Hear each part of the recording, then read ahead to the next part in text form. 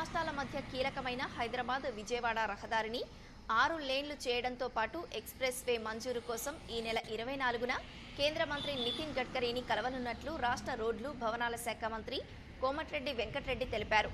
Express way నిర్మిస్తామని రాష్ట్ర విభజన సందర్భంగా కేంద్రం హామీ ఇచ్చినట్లు ఆయన గుర్తు చేశారు.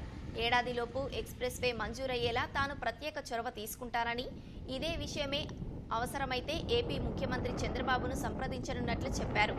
ఈ మేరకు ఇవాళ సచివాలయంలో ఉన్నతాధికారులతో మంత్రి కోమటిరెడ్డి వెంకటరెడ్డి సమీక్ష జరపనున్నారు.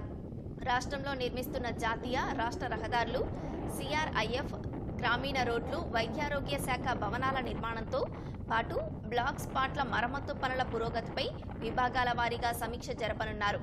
NH-65 6 లేన్ల రహదారి పనులను డిసెంబర్ వరకు ప్రారంభిస్తామని మంత్రి తెలిపారు.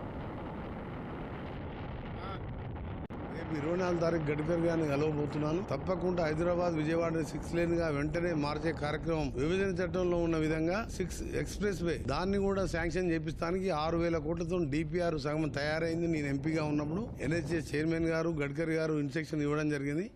అది ప్రధానమంత్రి అప్రూవల్ కోసం పెండింగ్ ఉన్నది. దాన్ని కూడా 1 ఇయర్ లోపే ఎక్స్‌ప్రెస్ వే శాంక్షన్ చేపిస్తాను. ఈ ఎక్స్‌ప్రెస్ వే ఉంటే విజయవాడ పోయే వాళ్ళు ఈ ఫ్లైట్లు ఎక్కే కూడా బంద్ చేస్తారు. ఈ 6 లేన్ ఏమో రేపు వెంబడే నేను మొదలు పెట్టిస్తా గడ్కరీ గారితో. దీని అవసరం వస్తే పక్క రాష్ట్రాల ముఖ్యమంత్రి, మా ముఖ్యమంత్రి గారితో అందరం కలిసికట్టుగా నిర్ణయం తీసుకుని మాకు విభజన చట్టంలో ఇచ్చింది, మాకు శాంక్షన్ చేయవలసింది అని చెప్పి 3-4 మాసాల్లోనే ఎక్స్‌ప్రెస్ వే కూడా శాంక్షన్ చేపిస్తానని 2 రాష్ట్రాల ప్రజలకు తెలియజేసుకుంటూ హైదరాబాద్ విజయవాడ రోడ్ ని గడ్కరీ గారు డెత్ రోడ్ అని పిలుస్తాడు. ఆయన ప్రత్యేక శ్రద్ధ చూసిన టోల్ రోడ్ తీసుకున్న GMR సంస్థ అబ్జెక్షన్తో లేట్ అయింది. దాన్ని వచ్చే 3 మాసాల్లోనే ఈ బ్లాక్ స్పాట్తో పాటు కొత్త రోడ్డు కూడా శాంక్షన్ చేపిపోతున్నా. డిసెంబర్లో 6 లేన్గా వర్క్ కూడా మొదలుపెట్టించి R&B శాఖ మంత్రిగా, ఎంపీగా నాకున్న అనుభవంతో, ఢిల్లీలో ఉన్న పరిచయాలతో ఇవన్నీ కూడా చేస్తానని ప్రజలందరూ కూడా హామీ